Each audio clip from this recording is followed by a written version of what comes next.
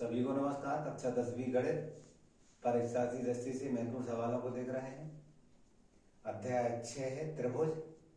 अंक योजना में 5 अंक निर्धारित हैं।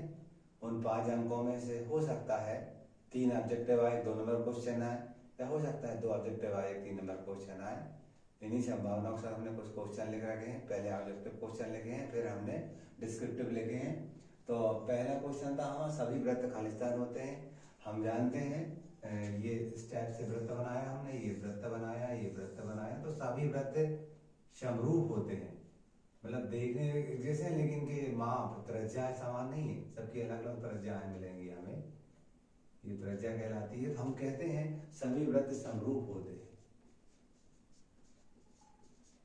पहले का पहला। दूसरा, सभी वर्ग खाली, सभी वर्ग इसी टाइप से वर्ग जिसकी प्रत्येक भुजा बराबर लंबाई की और प्रत्येक कोण समकोण हो वर्ग कहलाता है। तो अब देखिएगा सभी वर्ग देखने में जैसे लग रहे हैं तो वो समरूप हो जाएंगे, लेकिन इनके आमाप समान नहीं है। तो हम कहते हैं सभी वर्ग समरूप होते हैं। अगला क्वेश्चन था सभी खालिस्तान त्रिभुज समरूप होते हैं। तो सभी समबाहु त्रिभुज, सभी समबाहु त्रिभुज समरूप होते हैं। आधारभूत समानुपातिकता प्रमेय किस नाम से जानी जाती है? तो ये अब थेल्स प्रमेय के नाम से जानी जाती है।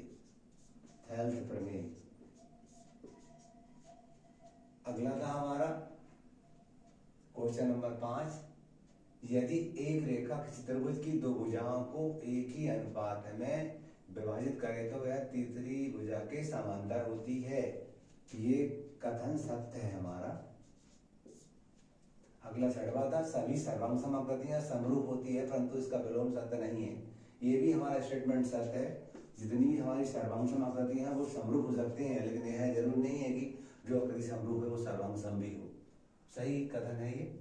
इसके बाद हमारा आता है 2 आकृतियां जिनके आकार समान हो परंतु आवश्यक रूप से माप समान ना हो, समरूप आकृतियां कहलाती है। स्टेटमेंट सत्य है और ये समरूपता की परिभाषा भी है कि समरूप आकृतियों की परिभाषा लिखो तो वे आकृतियां जिनके जो देखने में जैसी हो लेकिन माप समान ना हो समरूप आकृतियां कहलाती हैं। तो ये कथन है, ये भी हमारा सत्य कथन है। अगला आया हमारा 8वां। 2 समरूप त्रिभुजों में संगत भुजाएं समानुपाती होती है। ये भी सत्य है। त्रिभुज की समरूपता की शर्त का एक पॉइंट है ये। इसके बाद 9वां देखिए 2 समरूप त्रिभुजों के क्षेत्रफलों का अनुपात इनकी संगत भुजाओं के अनुपात के बराबर होता है। ये भी स्टेटमेंट सत्य है हमारा। प्रसिद्ध यूनानी गणितज्ञ थेल्स का समय काल 640 से 546 है। ये सत्य। हिस्ट्री में से एक क्वेश्चन पूछा गया था पिछले साल ही, इसको भी हमने लिख रखा है। इस तरह से हमने ऑब्जेक्टिव प्रश्न देखे हैं। अब हम इसके वर्णन प्रश्नों को देख रहे हैं। त्रिभुजों की समरूपता की शर्तें लिखो। हमारा जो क्वेश्चन नंबर 2 था त्रिभुजों की समरूपता की शर्त लिखेंगे हम। तो हम लिखेंगे 2 त्रिभुज समरूप कहे जाते हैं, समरूप कहे जाते हैं यदि पहला उनके संगत कोण बराबर, संगत कोण बराबर। दूसरा या बी कह दिया उनकी संगत भुजाएं अनुपातिक हो, संगत भुजाएं अनुपातिक हो।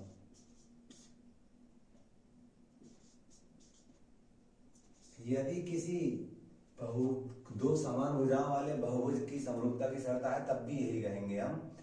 2 समान भुजाओं वाले बहुभुज समरूप कहे जाते हैं यदि उनके संगत कोण बराबर हो, संगत भुजाएं अनुपातिक हो। यहाँ त्रिभुज आया तो 2 त्रिभुज समरूप कहे जाएंगे यदि उनकी संगत कोण बराबर हो और दूसरे संगत भुजाएं अनुपातिक हो। क्लियर? क्वेश्चन नंबर 3 आधारभूत समानुपातिकता का प्रमेय का कथन लिखिए। हमें थेल्स के प्रमेय का कथन लिखना है। ये 2 नंबर में देखने को मिलता है। तो हम बात करते हैं कथन की। तो यदि किसी त्रिभुज में एक भुजा के समांतर खींची गई रेखा अन्य 2 भुजाओं को जिन 2 बिंदुओं पर प्रच्छेद करती है वे बिंदु उन भुजाओं को समान अनुपात में विभाजित करते हैं। इस कथन को हम लिखते हैं किसी त्रिभुज में ABC त्रिभुज में एक भुजा के समांतर खींची गई रेखा, एक भुजा के समांतर खींची गई रेखा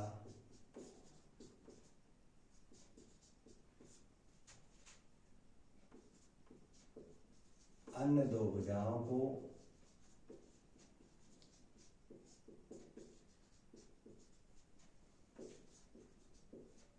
जिन दो बिंदुओं पर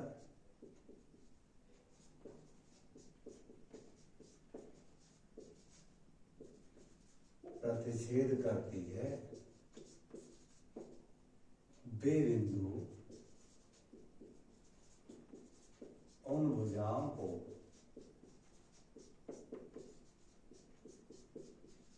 समान अनुपात में विभाजित करते हैं। मान लीजिए हमारे पास ये त्रिभुज है ABC, इसमें ये हमने कह दिया D एक रेखा है जो BC के समांतर है, तो हम ये कहेंगे AD बटे DB बराबर AE बटे EC। ये हमारे आधारभूत समानुपातिकता प्रमेय का कथन हो गया। क्वेश्चन नंबर हमारा 4 था, लंबाई 6 मीटर वाला कोई स्तंभ है, उसकी परछाई, उसकी जो छाया होती है जमीन पर 4 मीटर बनती है, और उसी समय कोई मीनार की जो परछाई है या छाया है वो 28 मीटर की है, तो मीनार की ऊंचाई ज्ञात करना है। हम मान ले रहे हैं कि यहाँ कहीं सूर्य है हमारा, ये जमीन है, जमीन पर मान ले रहे हैं ये AB हमारा स्तंभ है। स्तंभ की जो लंबाई थी वो 6 मीटर थी, इसकी छाया C तक बन रही है, ये 4 मीटर बन रही है। इसी समय क्या हो रहा, मान ले रहा है ये CD हमारी मीनार है और इसकी परछाई जो E तक आ रही है वो हमारी 28 मीटर है। मीनार की ऊंचाई ज्ञात करना है, तो हम देख रहे हैं यहाँ समरूपता की शर्त लग जाएगी हमारी। हम ऐसा कहेंगे 6/4 बराबर H बटे 28, यानी कौन सी भुजा, AB बटे BC बराबर CD बटे D। ये बात हमारी लगा दी। यहाँ काटेंगे हम, 4 एकम 4, 4 28, तो गुणा करेंगे, नीचे नीचे कट जाते हैं, बराबर लगा हुआ है, 4 एकम 6 का मैच हो जाएगा ये, और 6 गुणे 7 होगा, तो H बराबर 6 7 42 मीटर। जो उत्तर होगा यानी जो मीनार होगी इसकी ऊंचाई हमारी 42 मीटर होगी। क्वेश्चन नंबर हमारा अगला था, PQ और RS। PQ RS हमारी समांतर रेखाएं दे रखी थी, ये दोनों समानांतर है। हमें बताना है त्रिभुज POQ समरूप है त्रिभुज SOR के। तो हम थोड़ा सा इसको लिखते हैं, हमें दिया क्या है वो लिखते हैं। दिया क्या है, PQ समानांतर है RS के। सिद्ध क्या करना, वो सिद्ध भी लिखते हैं। क्या सिद्ध करना था हमें, त्रिभुज POQ समरूप है, 2024 में आया था ये, त्रिभुज SOR के, ये हमें बताना है। उत्पत्ति लिखते हैं, उत्पत्ति में आप देखेंगे हम यहाँ लिखते हैं क्रमांक, कथन और कारण। क्रमांक 1 में लिख रहे हैं हम, इस कोण को हम ये कह दे रहे हैं हमारा छोटा वाला क्यूब है, ऐसा कह दिए, कोई दिक्कत नहीं है, ये कोण क्यूब है हमारा। इस वाले को हम कह दे रहे हैं ये R है, छोटा वाला कोण R है। क्यों बराबर है जी, एकांतर कोण है, हमें मालूम है ये और ये रेखा समांतर रेखा है, और ये एक तिरछी रेखा है। जब दो समांतर रेखाओं को एक तिरछी रेखा काटती है तो हम कहते हैं कि इनके एकांतर कोण बराबर होते हैं। नंबर 2, हम मान ले रहे हैं ये वाला कोण हमारा P है और ये वाला कोण S है, तो कोण P बराबर कोण S। ये भी लिखेंगे हम एकांतर कोण है, एकांतर कोण है।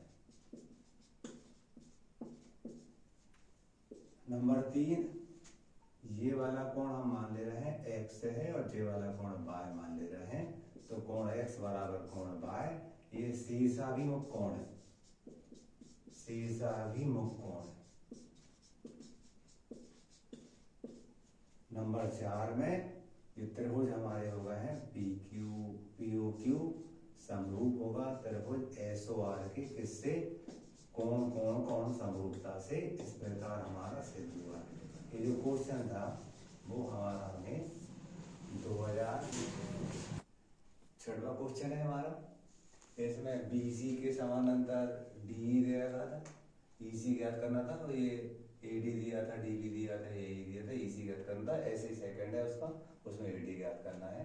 तो हम जानते हैं थेल्स के प्रमेय से, क्या जानते हैं, ये जानते हैं कि AD बटे DB बराबर AE बटे EC, ये होता है।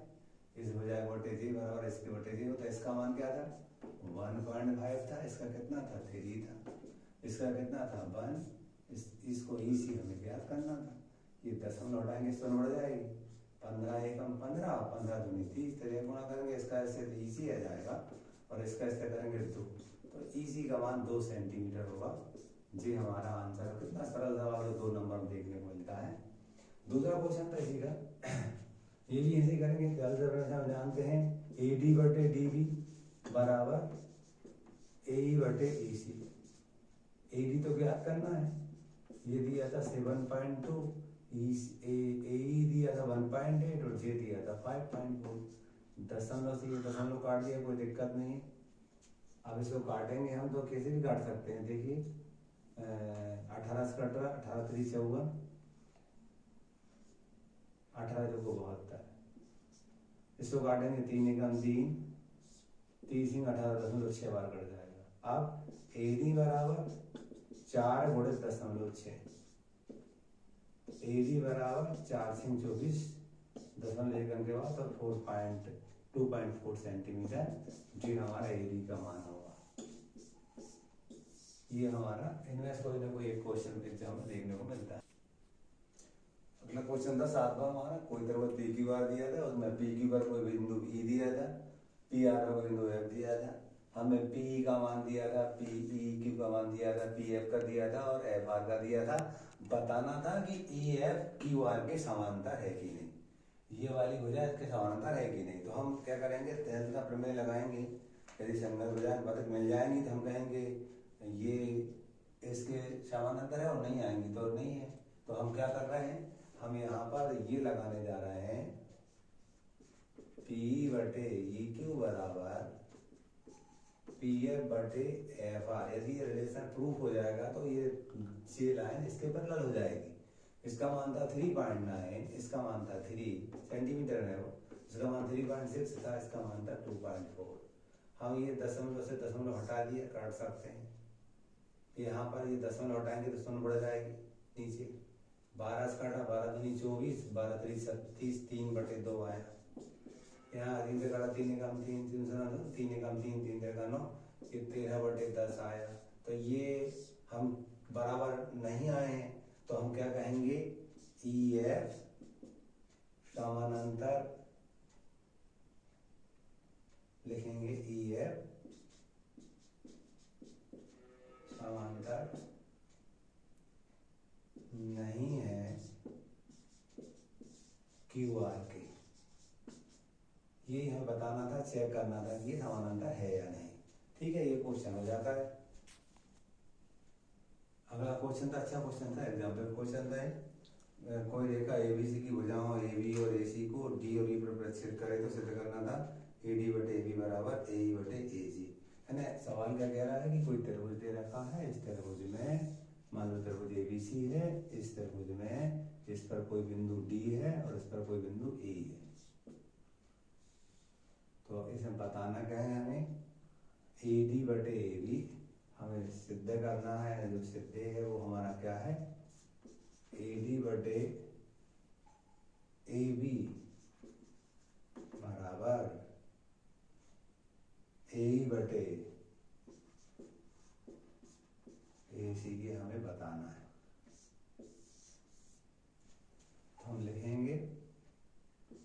सपोज एबीसी में थेल्थ प्रमेय से, थेल्थ प्रमेय से क्या होता था हमारा, हमें मालूम है कि AD बटे DB बराबर AE बटे EC, ये थेल्थ प्रमेय से हम जानते हैं कि J बटे J बराबर J वाली J बटे J होती है। अब हम क्या कर रहे हैं, इसके दोनों पक्षों को पलट रहे हैं, इसको हम DB बटे AD लिख रहे हैं, तो यहाँ पर हमें EC बटे AE लिखना होगा। अब क्या कर रहे हैं, हम दोनों पक्षों में ये जोड़ रहे हैं, DB बटे AD धन 1, यहाँ पर भी EC बटे AE धन 1। लघुत्तम निकालेंगे, लघुत्तम आया AD, हम जानते हैं लघुत्तम ये आया तो DB प्लस इसका इससे गुणा करेंगे AD हो जाएगा।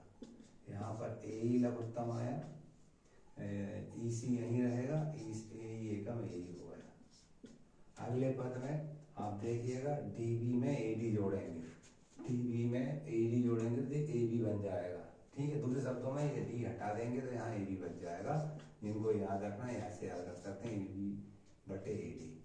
यहाँ पर E हटा देंगे या दूसरे शब्दों में AE में EC जोड़ेंगे तो AC बन जाएगा। तो ये लिखा हमने AC बटे AE। अब इसको पलटेंगे हम तो AD बटे AB बराबर AE बटे AC, जे हमें सिद्ध करना था। Answer proof. ठीक है।